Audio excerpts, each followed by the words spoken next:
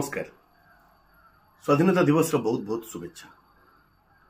आज दिन में आम स्वाधीनता दिवस को पालन करिवार निश्चित अवसर आसी, किंतु यह सहित भी अवसर आसी स्वाधीनता को रिफ्लेक्शन करिवार देखिबार। जो महामनीषी माने प्रचुर त्याग तपस्या सहिकी संग्राम करी निज आत्म बलिदान दे ईप्सित स्वाधीनता आमको भेटी देले,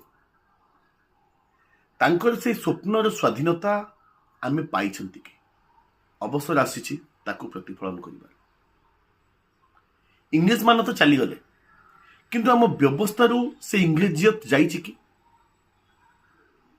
से समय रे क्षमता और साधारण जनता भितर जहाँ संपर्क थिला ब्रिटिश थिबा समय रे आज स्वाधीनतार 80 वर्ष बेलू क्षमता और जनता भितर से संपर्क कम होइछि ना बढ़ी प्रतिफलन करिबार समय आसी। एवं आम देशर सबुठु तल एकक गाँ, से गाँ केते स्वाधीनता पाइछि, से गाँर स्वावलंबनशीलता बढ़ी ना कमी, गाँ संपन्न समृद्ध होइछि ना हेइनी। सेतेबेले गोटे गाँर जो स्वावलंबनशीलता थिला 50 वर्ष तले, जहाँ गाँर स्वावलंबनशीलता थिला, एबे गाँर स्वावलंबनशीलता बढ़ी ना कमी। स्वाधीनतार बयस बढ़िबा सहित लोकमानंकर स्वावलंबनशीलता बढ़ी ना कमी, ए प्रश्न को आमको देखा पड़ो आज स्वाधीनता दिवस।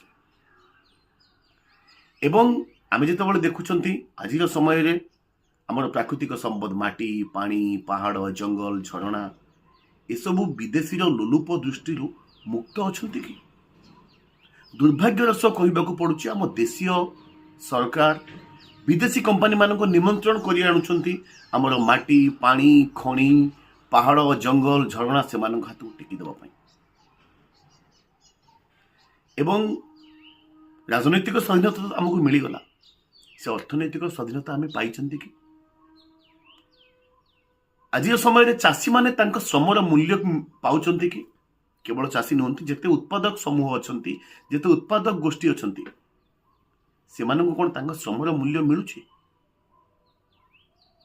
आदिवासी मानंको पाखरे आमे शिक्षा स्वास्थ्य जेमिति दरकार सेमिति पहुंचाई पारिछंती कि आदिवासी छाड़तु ए देशर कोटी कोटी साधारण लोकंको पाखरे संतोषजनक भावे शिक्षा स्वास्थ्य पहुंची पारिछि कि आज शिक्षार घरोईकरण होउछि स्वास्थ्यर घरोईकरण होउछि, ताहले एटा स्वाधीनता ना स्वाधीनता नुहे, आकु भी देखिबार समय आछि, समय देखिबार अछि।